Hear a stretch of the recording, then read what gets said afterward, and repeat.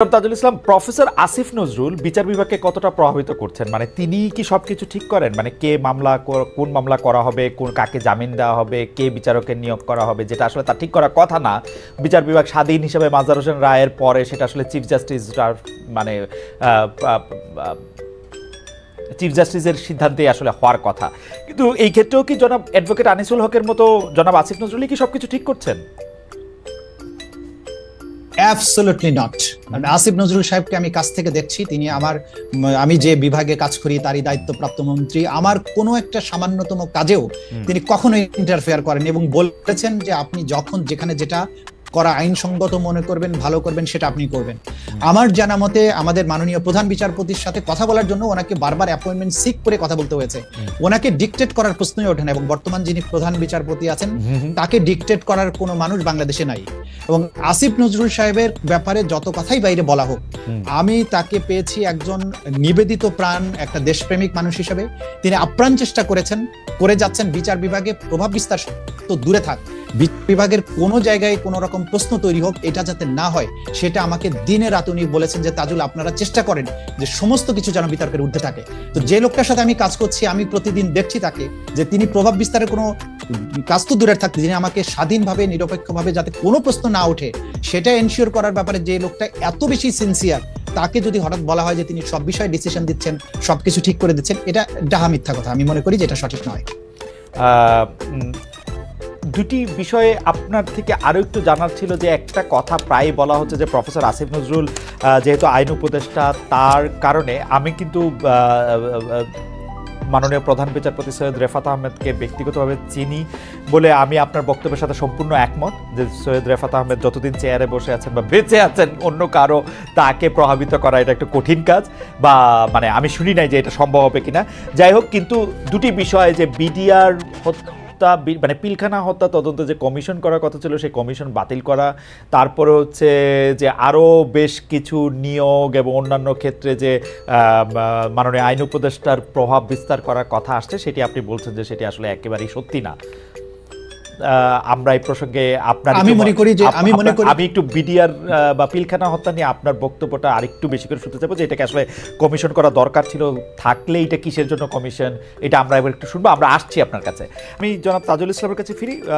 রাশনা, আপনাকে ধন্যবাদ। আমি একটু জনাব তাজুল ইসলামের কাছে ফিরি। আমি এই প্রশ্নটাই, এই পঞ্চদশ সংশোধনী বাতিলে হাইকোর্টের রায় এবং সেটা আসলে নির্বাহী বিভাগের চাওয়ার সাথে বিচার বিভাগের চাওয়ার এত মিল বারবার ঘটে কেন, এইটা নিয়ে একটু আপনার কাছে জানতে চাই। এবং পাশাপাশি এই প্রশ্নটাও করতে চাই, যদি এখন পঞ্চদশ সংশোধনী মানে সোজা কথা তত্ত্বাবধায়ক সরকার ব্যবস্থা যদি ফিরে আসে, মানে ত্রয়োদশ সংশোধনী যদি বহাল হয়, আপনি আবার আগের সিস্টেমে চান কিনা সর্বশেষ অবসরপ্রাপ্ত প্রধান বিচারপতি? কেউ কেউ এই আর্গুমেন্ট দিয়েছিলেন যে এই পদটা পাওয়ার জন্য আসলে নানাভাবে এটাকে ব্যবহারও করা হচ্ছে। আপনার কাছে কি মনে হয় জনাব তাজুল ইসলাম? আমরা দেখেছি যে বিএনপির আমলে রাতারাতি বিচারকদের বয়স বাড়ানো হয়েছিল সংবিধান সংশোধন করে, যাতে একজন পার্টিকুলার ব্যক্তি সর্বশেষ অবসরপ্রাপ্ত প্রধান বিচারপতি হন। জনাব তাজুল ইসলাম। জি, আপনাকে ধন্যবাদ। প্রথমত কথা হচ্ছে যে আপনি নির্বাচিত এবং অনির্বাচিত সরকারের যে কথাটা বলেছেন, এই ধারণার সাথে আমার কিন্তু ভিন্ন একটা মত আছে। যে বর্তমানে ডক্টর ইউনূসের নেতৃত্বে আমাদের দেশে যে সরকারটা আছে, বাংলাদেশের আওয়ামী লীগ ব্যতীত বাংলাদেশের সকল মানুষের সমর্থন তাদের পেছনে আছে, কিন্তু তারা কোনো ইলেকশনের মাধ্যমে আসেননি। আমাদের সংবিধানে বলা হয়েছে জনগণের ইচ্ছা এবং অভিপ্রায় হচ্ছে প্রজাতন্ত্রের সর্বোচ্চ আইন। সুতরাং ডক্টর ইউনূসের সরকার বাংলাদেশের 18 কোটি মানুষের মধ্যে 17 কোটি মানুষের সমর্থন নিয়ে আছে। তাহলে আপনি যদি বলতে চান যে অনির্বাচিত সরকার এক মিনিটও চালানো উচিত নয়, তাহলে ডক্টর ইউনূসের সরকার কি চালাবেন না? ডক্টর ইউনূস চালাচ্ছেন বাংলাদেশের সিংহভাগ মানুষের সমর্থন নিয়ে। This is number one. আমি কি একটা প্রশ্ন করতে পারি? জনগণের ইচ্ছা ও অভিপ্রায় বোঝার তো উপায় আমাদের সংবিধানে একরকমই বলে দিচ্ছে, তাই না? নির্বাচন আমাদের সংবিধান কি জনগণের ইচ্ছা আর অভিপ্রায় কি আর কি রকম বলছে? আছে। এই যে যেমন ধরেন এই যে বিপ্লব, যে বিপ্লব 5ই আগস্ট হয়েছে, বাংলাদেশের সিংহভাগ মানুষ চেয়েছে যে হাসিনার মতো একটা নিকৃষ্ট ফ্যাসিস্ট বাংলাদেশ থেকে চলে যাক।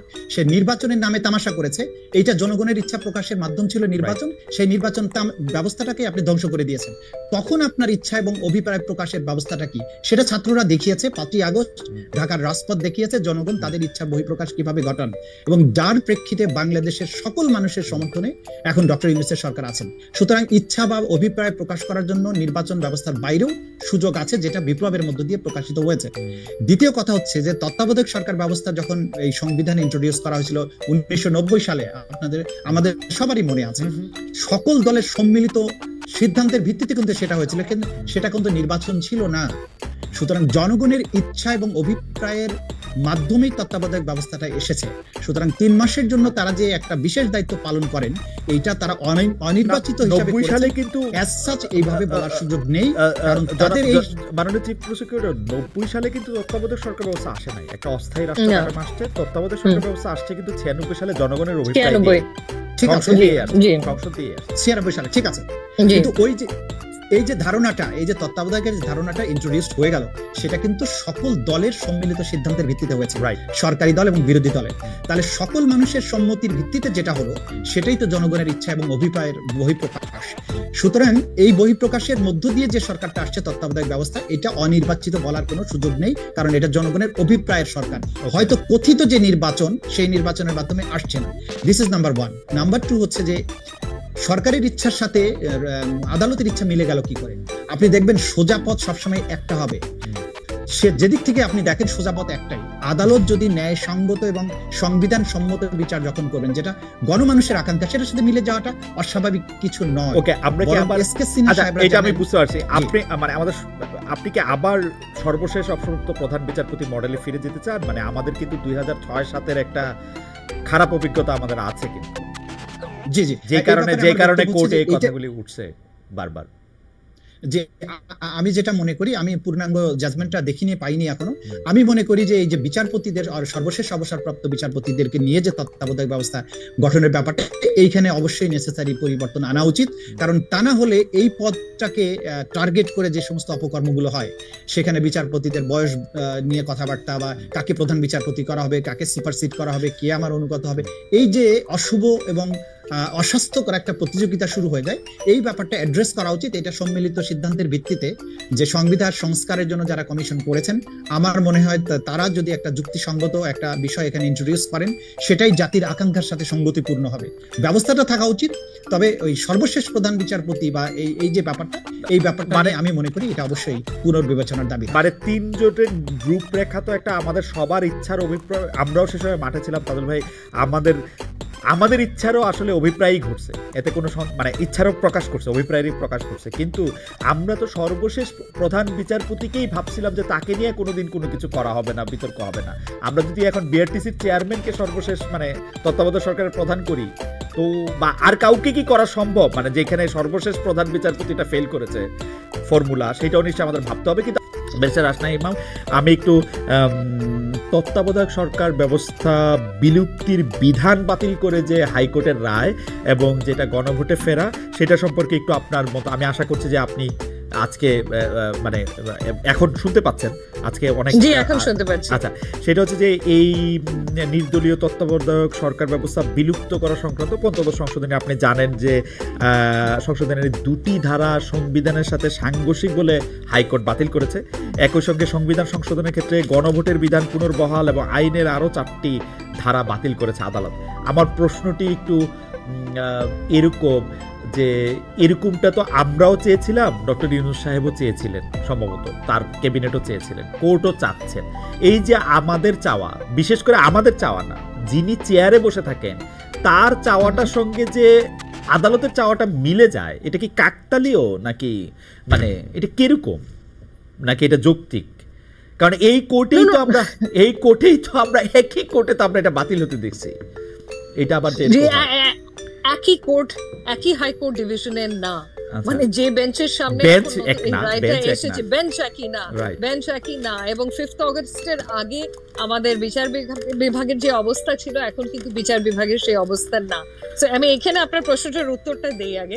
প্রথমত হচ্ছে যে এই পঞ্চদশ সংশোধনী কি করলো, এটা তত্ত্বাবধায়ক সরকার বাতিল করলো। তত্ত্বাবধায়ক সরকার ব্যবস্থাটা প্রথম আমাদের সংবিধানে আসলো কিভাবে?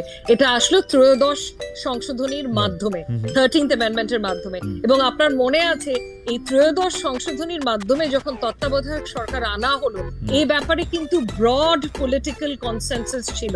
পুরো দেশের সবাই, প্রত্যেকটা রাজনৈতিক দল থেকে শুরু করে সবাই এটা চাচ্ছিল। এরকম ব্রড পলিটিক্যাল কনসেনসাসের মাধ্যমে আনা একটা জিনিস যখন বাতিল করা হলো, কিভাবে হলো? বাতিল করা হলো আওয়ামী লীগ সরকারের আমলে। প্রথমে বাতিল করলো আপিল বিভাগের রায়ের মাধ্যমে, জাস্টিস খায়রুল হক ওনার রায়ের মাধ্যমে বাতিল করে দিল তড়িঘড়ি করে, এবং পূর্ণাঙ্গ রায় বের হওয়ার আগেই পঞ্চদশ সংশোধনীর মাধ্যমে আবারও বাতিল করা হলো সেকেন্ড বারের মতো। এবং এইটাও মানে খুব তড়িঘড়ি করে দেয়া একটা সংশোধনী। এবং এই পঞ্চদশ সংশোধনী আমার মতে মানে আমাদের সংবিধানের 142 অনুচ্ছেদে তো ক্ষমতাটা দেয়া আছে সংবিধানকে সংশোধন করার।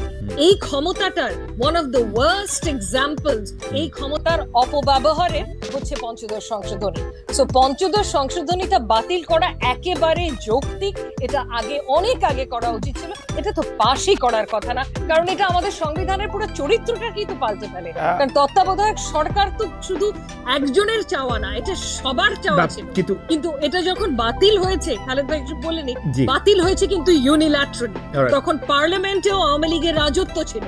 ওইরকম একটা পরিস্থিতিতে তড়িঘড়ি করে এটাকে বাতিল করা হলো।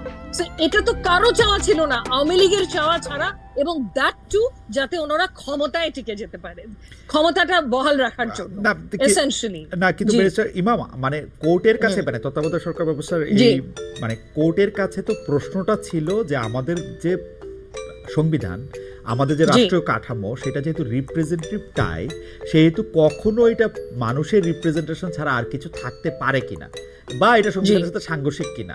তো কোর্টের তো এখানে আর কিছু করার ছিল কি? ওকে তো প্রশ্নই করা হয়েছে যে আমাদের দেশের সংবিধান অনুযায়ী রাষ্ট্র পরিচালনার ক্ষেত্রে কখনো কি অনির্বাচিত বা যারা জনপ্রতিনিধি না তারা আসলে ক্ষমতা থাকতে পারে কিনা, রাষ্ট্র পরিচালনা করতে পারে কিনা, 1 মিনিটের জন্য পারে কিনা, 5 দিনের জন্য পারে কিনা। তো ওইটার মধ্যে আর কি বলবে, মানে আপনার কাছে কি মনে হয় একজন জুরিস্ট হিসেবে আপনার কাছে প্রশ্ন যে বাংলাদেশের সংবিধানের কাঠামো সেটাতে আপনি পারেন কিনা অনির্বাচিত কাউকে ক্ষমতায় রাখতে? আসলে এখানে আমি বলি, এই আপনি যে আর্গুমেন্টটা করেছেন এটা একটা আর্গুমেন্ট যেটা হয়তো দেয়া হয়েছিল এটাকে জাস্টিফাই করার জন্য এই পঞ্চদশ সংশোধনী থেকে, কিন্তু আমার মতে এটা অত্যন্ত দুর্বল একটা আর্গুমেন্ট। তার মেইন কারণটা হচ্ছে তত্ত্বাবধায়ক সরকারের ম্যান্ডেটটা কি? তত্ত্বাবধায়ক সরকারের ম্যান্ডেট কিন্তু অত্যন্ত সীমিত। তাদের ম্যান্ডেট হচ্ছে ফ্রি ফেয়ার অংশগ্রহণমূলক একটা নির্বাচন দেয়া, এবং তাদের সময়সীমাটাও সীমিত, 3 মাস। তাদের কিন্তু দেশ পরিচালনা করা তাদের ম্যান্ডেট না, তাদের ম্যান্ডেট হচ্ছে ফ্রি ফেয়ার ইলেকশন। এবং আমরা দেখেছি যে তত্ত্বাবধায়ক সরকারের অধীনে যে নির্বাচনগুলো হয়েছে সেগুলোকে যদি আপনি তুলনা করেন দলীয় সরকারের অধীনে যে গত 3টা নির্বাচন হয়েছে, এটা তো তুলনাও করা যায় না। নির্বাচন যদি ফ্রি ফেয়ার না হয় তাহলে আমি গণতন্ত্রের কথা কিভাবে বলি? এই নির্বাচনের মাধ্যমেই তো আমরা জনগণের অংশগ্রহণটা নিশ্চিত করি। সো নির্বাচনটা ফ্রি ফেয়ার করার জন্য তত্ত্বাবধায়ক সরকার ক্রিটিক্যাল। আমার মতে তত্ত্বাবধায়ক সরকারটা ব্যবস্থাটা ডেমোক্রেসির সাথে মানে গণতন্ত্রের সাথে ইন্টিগ্রালি লিঙ্কড আমাদের দেশের প্রেক্ষাপটে। এবং শুধু আমি যে অ্যাবস্ট্রাক্ট কথা বলছি, একাডেমিক কথা বলছি তা না, আমাদের লিভড এক্সপিরিয়েন্স। আপনি গত 3টা নির্বাচন দেখেছেন, আপনি তত্ত্বাবধায়ক সরকারের অধীনে 2টা নির্বাচন দেখেছেন। এই দুটো কম্পেয়ার করলেই কিন্তু বোঝা যায় কোনটা কাজ করছে গণতন্ত্রের জন্য, কোনটা কাজ করছে না।